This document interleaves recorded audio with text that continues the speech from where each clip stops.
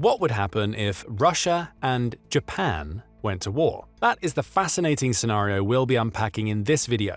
At the moment, with relations between the countries on a knife edge, the possibility isn't as far-fetched as it might seem, as we will shortly discover. But first, let's dig into some of the recent history and why relations have deteriorated to the point that war might be on the cards. Japan and Russia are frequently counted among the top-ranking economic and military powers in the world. This has naturally led to the countries having a rich history interwoven with warfare and cordial relations alike. As a prime example, one of the biggest precursors of the First Russian Revolution in 1905 was the 1904 Russo-Japanese War. Imperial Japan won that conflict against Imperial Russia, directly contributing to growing social unrest and shaking the imperial authority of the latter's nobility. The eventual collapse of the Russian Empire and its reformation as the Soviet Union led to Japan and the new states' relations becoming more tense, as both competed for the same regions that were once part of Imperial China. Additionally, Japan and Russia split control of the island of Sakhalin in 1905 following the Russo-Japanese War, formalizing the arrangement further in 1925. However, while the Japanese did have plans to attack the Soviet Union during World War II, those were abandoned in favor of going after the US and other Western countries. Of course, since the course of history can't be changed, we know that the US ultimately won the war against Japan. However, the Soviet Union did manage to claim territory right at the end of World War II, making its mark before the conflict officially concluded. As a result, in 1945, the Soviet Union invaded the Kuril Islands, an archipelago northeast of Hokkaido Island and southwest of the Kamchatka Peninsula, and reclaimed Sakhalin Island. The Russian occupation and subsequent annexation of the Kuril Islands remains a sore spot in Japanese-Russian relations. Japan maintains that the southernmost Kuril Islands still belong to Japan, asserting that the Russian occupation has not fully resolved the island's status. While a joint declaration was signed in 1956 to formally end the state of war, a formal peace treaty between the two nations has yet to be signed. The islands themselves are relatively small and sparsely inhabited. However, the Russian control of the rest of the Kuril Islands means that Russia maintains fishing rights in a much larger area surrounding the archipelago than Japan. In fact, while Russia has the world's fourth largest exclusive economic zone, or EEZ, roughly 40% of it lies in the Pacific Ocean, making Russia's Pacific holdings, Kuril Islands included, especially vital to the country's fishing potential. The countries have to agree on fishing rights and quotas within each other's economic zones. Since Japan catches salmon and trout that spawn in Russia's rivers, and Russia catches squid inside Japan's exclusive economic zone. While the countries historically managed to reach fishing agreements each year, negotiations for salmon and trout were suspended in 2022 and 23 due to Russia's invasion of Ukraine. Add the ongoing dispute over the Kuril Islands cutting into Japan's EEZ, as well as Russia potentially undermining Japan's own EEZ, and the relations between these two countries remain fraught with tension, often just one step away from conflict. In more recent years, this has been further complicated by the fact that Japan has maintained a close alliance with the US, while Russia has turned to China, Japan's long-term rival, for support. The conflicting alliances between the two nations mean that the countries have even more reasons to be openly hostile to one another. This culminated in Russia declaring Japan as one of the nations on its unfriendly countries list in mid-2022, in the aftermath of its invasion of Ukraine in a so-called special military operation. Since then, Russia has terminated an agreement that allowed Japanese citizens who are formerly residents of the Kuril Islands or members of families forcibly resettled from them to visit the lands without a visa. This move affirms Russia's administrative authority on the islands and has the potential to further degrade the relations between the two countries. So with Japan and Russia on the cusp of war, what exactly would happen if one side decided to make a more offensive move? Let's see how military strength and tactics of the two countries compare and which would come out on top. First off, it should be noted that Russia is one of the few countries in the world with nuclear weaponry,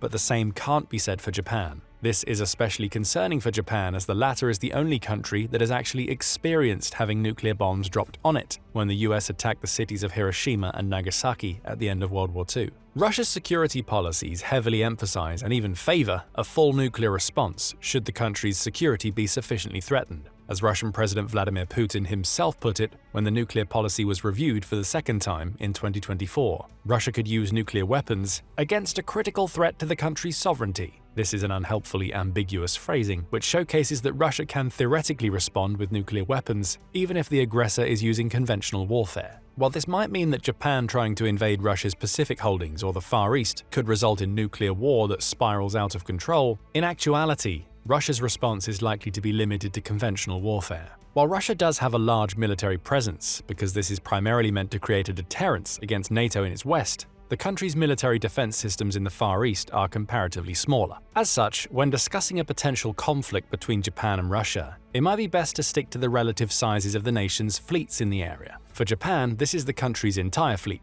but for Russia, this is only the Pacific Fleet, which is just one part of the total Russian naval armament. By the numbers alone, the Japanese fleet has the potential to heavily outmatch the Russian Pacific Fleet. For example, Russia only has around 46 surface warships that are constantly deployed in the area. Out of those, there is a single cruiser, the Slava-class Varyag. And even then, it seems that Russia has redeployed the ship away from the Pacific and into the Indian Ocean. Since the most recent reports confirm that the cruiser Varyag returned to Vladivostok in August 2024 after a 7-month deployment that included a stop in Sri Lanka, its current movements suggest a focus on regional operations in the Pacific. The other major ships in the Pacific Fleet include 4 destroyers, which represent all of the Udaloi-1 class of destroyers that were built between 1980 and 1990. There was a 5th ship, but it was declared inactive as early as 2005, with no recent reports suggesting that it's been redeployed. Furthermore, with each ship being roughly 30 years old, the Russian Navy periodically pulls one destroyer out of active duty to undergo refits to include more modern electronic and armament systems. As a result, the Pacific Fleet is likely to have fewer ships than usual on active duty at any given time, heavily reducing its operational capacity. However, what the Russian Pacific Fleet lacks in naval fleet size, it makes up for in long-range combat potential. To that end, the fleet has over 20 anti-submarine and missile corvettes in total, ships designed to destroy targets from afar. This means that Russia's primary tactic in the Pacific is likely going to be defensive, using long-range missiles on its submarines, of which at least 11 have been confirmed to be on permanent patrols in the area, or corvettes to alleviate any pressure an opponent might apply. Ostensibly, Russia's Pacific Fleet deployment is designed to give as much space as possible to Russia's long-term ally and strategic partner, China. This means that the entire fleet has been under significant modernization efforts to counter initial approaches not from the Japanese fleet, but from the US. Most of the fleet's presence in the Pacific has devolved into aggressive posturing during combined Chinese-Russian military drills. Some of those drills have been conducted right up to or even inside the waters claimed by Japan, further inflaming the relations between these countries. Nevertheless, the Russian Pacific Fleet is designed specifically to aid China's, which is the largest navy in the world in terms of sheer number of vessels. Even if the US has a more advanced navy overall, Russia's defensive capabilities in the Pacific that are meant to counter more offensive moves mean that Japan might have a difficult time with a naval-only invasion. But as we mentioned earlier, Japan does have a numerical advantage over the Russian Pacific Fleet. Specifically, Japan has 2 dedicated helicopter destroyers, which can double as small aircraft carriers to significantly increase the scale at which it can mount aerial attacks. This would allow the Japanese Navy to create pressure on the Russian mainland and effectively pincer the Pacific Fleet in the open sea. Additionally, while Russia has 11 confirmed submarines serving in the Pacific Fleet, Japan has 24 in service, with another 2 ordered and 2 more planned to be deployed in the coming decade. With over twice as many submarines at its disposal, the Japanese Navy is likely going to be able to create a much more effective zone of control over the Sea of Japan, threatening to pick off ships without retaliation.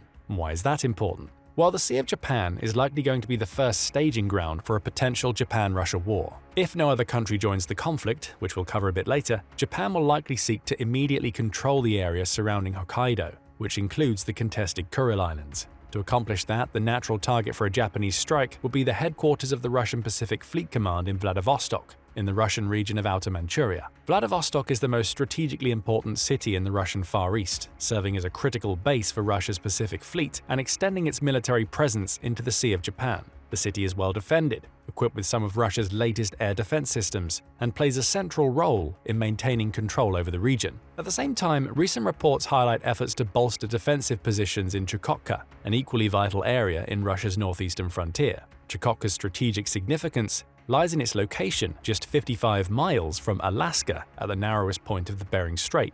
This proximity makes it a critical region for monitoring US military and naval movements, particularly between the Pacific and Arctic Oceans. An anti-aircraft line in Chukotka further strengthens Russia's ability to oversee and respond to activity in these contested waters. Furthermore, the recent war in Ukraine has forced Russia to reconsider where and how it deploys its troops. According to a report from late 2022, Marines that would usually be stationed in or around Vladivostok were redeployed to Ukraine and have even directly participated in combat. The troops that belong to the 40th Naval Infantry Brigade and the 155th Guards Naval Infantry Brigade, which are part of the Russian Pacific Fleet, reportedly lost as many as 300 troops in and around Pavlivka in November 2022 alone. This makes it difficult to ascertain just how many troops are deployed to defend Vladivostok from a threat to Russia's east. What this all means is that Vladivostok would likely be one of the primary targets for a Japanese invasion one way or another. The Japanese fleet can take advantage of its greater numbers, with 36 destroyers compared to Russia's 1, which, as we've seen, might not even be in the Pacific at the time. There's one slight wrinkle in that initial plan though, and that's the Kuril Islands themselves. According to a report from December 2022, Russia has started deploying mobile missile deployment systems on the islands. This is also likely why Russia took the step of forbidding Japanese nationals from visiting the islands, because they're now being used primarily for military defense. The Russian Bastion system contains missiles that can reach up to 310 miles, which is not enough to reach the Sea of Japan. However, it would allow the Russian Pacific Fleet, coming from the Sea of Okhotsk or the Russian Arctic Fleet, a significant degree of added defense capability. Additionally, while Russia doesn't have more infrastructure connecting Vladivostok and other cities in Siberia and the Far East to Moscow and other population centers, that doesn't mean there isn't any. Vladivostok could be relatively easily reinforced from the rest of Russia, either via land or sea, since the Kuril Islands could potentially allow the Russian fleet to straddle the Russian coast largely unimpeded. Furthermore, the region's relatively hilly terrain would make it nearly impossible to conduct an amphibious attack by landing infantry units outside of Vladivostok for a more traditional siege. This would mean that Japan would likely need to exercise full sea and air supremacy over the area around Vladivostok in order to attempt making a landing, and that's something that the nation might not be prepared for, especially since Japan's military is no longer built for offensive operations, but rather for defense. But speaking of air supremacy, suppose that somehow Japan realigns its military goals towards more offensive measures. What aircraft assets are at its disposal, and how do they compare to Russia's air forces? Japan's most numerous fighter aircraft is the Mitsubishi F-15, developed in the early 1980s and based on the American Boeing, then McDonnell Douglas F-15s. With over 200 of these aircraft in service, the Japanese Air Force will likely be able to mount a solid offensive effort against Russian aircraft, which are likely to be the MiG-31 or Su-34s stationed around Vladivostok. The F-15 compares favorably to the MiG-31, having a much higher operational range, ferrying range, more variable armament loadouts, a precise radar, while sacrificing a bit on its maximum speed. The Japanese Air Force is upgrading their F-15s while also integrating advanced 5th-generation F-35s into their fleet. Lockheed Martin has been contracted to produce 105 F-35As and 42 F-35Bs for Japan, with some of the aircraft to be manufactured locally by Mitsubishi under license. However, these plans mean that any significant upgrades to Japan's aerial capabilities, particularly for offensive operations, would only be feasible after 2025, when the F-35s are expected to begin entering service. On the upside, the F-35s are among the most advanced air superiority fighters in the world. Their addition could provide Japan with enhanced offensive options, potentially creating openings in the Sea of Japan and supporting broader strategic aims, such as targeting Vladivostok and advancing into Russian territory. With all this in mind, a scenario where Japan attacks Russia is highly unlikely. As we've noted, Japan's military potential is not geared for offense. The country's current military is built primarily around maintaining a defensive perimeter around the Japanese archipelago, with the Navy, Air Force, and anti-air defense systems all aimed at making Japan as difficult to invade as possible. But what if that happens? What if Russia decides to go on the offensive? In that case, capturing Hokkaido is likely to be one of the primary objectives for Russia, at least at first. If Russia manages to take control over the Sea of Japan, it would likely obtain free reign over Japan's northern waters. However, unlike Ukraine, Japan has a full military alliance with the US. This means that Russia attacking Japan would pull the US into war alongside it. While you may think that Russia might have some time before the US forces can get to Japan, that isn't really true. In fact, Japan is the country with the highest number of US soldiers on its territory, excluding the US itself, and has more than Germany. Additionally, the US has set up military bases in the south of Japan to serve as entry points for the US Navy into the East China Sea and to prevent China from exerting military pressure outward. Japan's defenses are bolstered by its double-layer spear and shield missile defense system. The country's Maritime Self-Defense Force, or SDF, would intercept missiles launched from Russian destroyers during the mid-course phase, and the Air SDF would intercept them with Patriot Advanced Capability 3 or PAC-3 air defense systems during the terminal phase. The nearby US forces would provide information on missile launches detected by its early warning satellites, and possibly even carry out retaliatory strikes against the attacker. On the other hand, the current capabilities of Japan's anti-missile systems are considered to be insufficient to defend the country against Russia's greatest ally, China. If Russia declared war on Japan and caused the US to defend it, it's possible that China would take over as the primary aggressor during the first stage of the war. But even that's not fully certain, since China is in a precarious position, both militarily and geopolitically. While Chinese military technology has advanced significantly after the fall of the Soviet Union, the most modern Chinese aircraft and ships pale in comparison to contemporary US counterparts. Although China has implemented significant upgrades to both its Air Force and the Navy, every improvement so far is considered to be decades behind Western technology, according to Western experts. For example, the newest Chengdu J-20 stealth fighter jets were designed to counter the F-35s. However, the designs that the Chinese military chose for the J-20 relied on stolen blueprints from the F-35s while they were in development decades ago,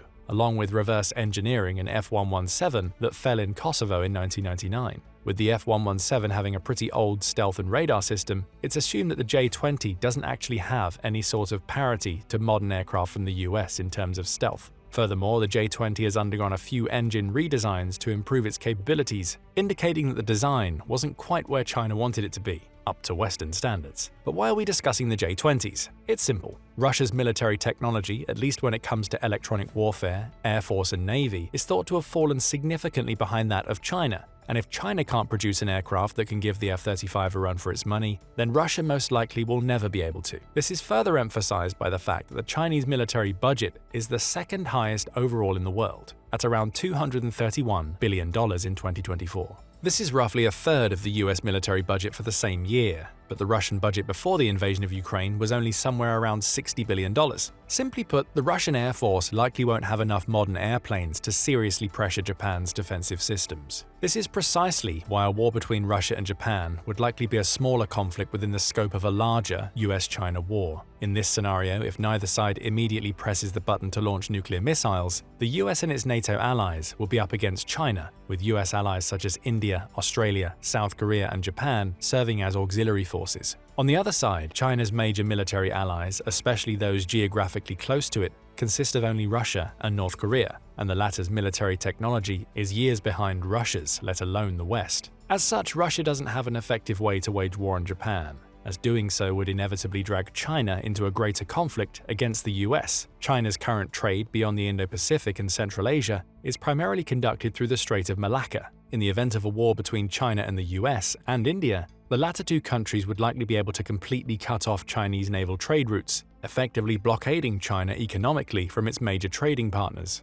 Of course, China has already started implementing a plan to counter that strategy through the ambitious Belt and Road Initiative, or BRI, one part of which would connect China to Pakistan over land. From there, Pakistani ports could be used to accept cargo from the Middle East and Africa, bypassing the need for naval trade through the Strait of Malacca and South China Sea. The routes would still pass through the Gulf of Aden and the Indian Ocean. But the progress on the BRI has been pretty slow, considering the enormous debts that the countries involved in the project have accrued. After the COVID pandemic swept through Asia, the countries in which BRI infrastructure is being built started becoming even more indebted to China, adding further delays. Additionally, the Russian invasion of Ukraine has the potential to sour the relationship between China and other BRI participants. The growing conflict in the Middle East has also compromised ongoing economic projects in the region, adding further delays to the rollout of China's plans. When you put it all together, China is effectively locked out of a military conflict in the near future, since a non-nuclear war would severely drain its economy. This means that it's highly unlikely that China would allow Russia to make any overly aggressive movements against US allies in its backyard, Japan included. For now, all China and Russia might do is continue conducting military drills to make their presence felt, and perform so-called posturing to see how many feathers they can ruffle and get away with it. On the other hand, Japan's strict defensive policies, combined with a military that hasn't been trained for offensive operations, and with unfavorable terrain in Russia around the Pacific Fleet headquarters in Vladivostok, means that Japan likely won't make any offensive moves either. This is further emphasized by Russia's ever-changing nuclear deterrence policies. As mentioned, a non-nuclear war might plunge China and Russia into economic decline, but a full nuclear war has the potential to destroy all countries in the Northern Hemisphere, killing billions of people and irreparably changing the climate. With this in mind, the actual strength of Japan and Russia's militaries doesn't really matter in the grand scale of things. Of course, Japan having more advanced military technology potentially gives it an edge in a defensive war. However, when you consider that a conflict between these two countries would likely mean even larger and more advanced militaries being pitted against each other, Russia and Japan will end up playing second fiddle to their alliances. Whatever strategies they decide to use in warfare, they will need the utmost support from their allies, and any gains they make will only be part of larger military campaigns to change geopolitical boundaries across the world. But what do you think? Is Russia going to attack Japan or vice versa? Let us know in the comments, and thank you for watching. Now go and check out Japan just dealt Russia a devastating blow, or click this other video instead.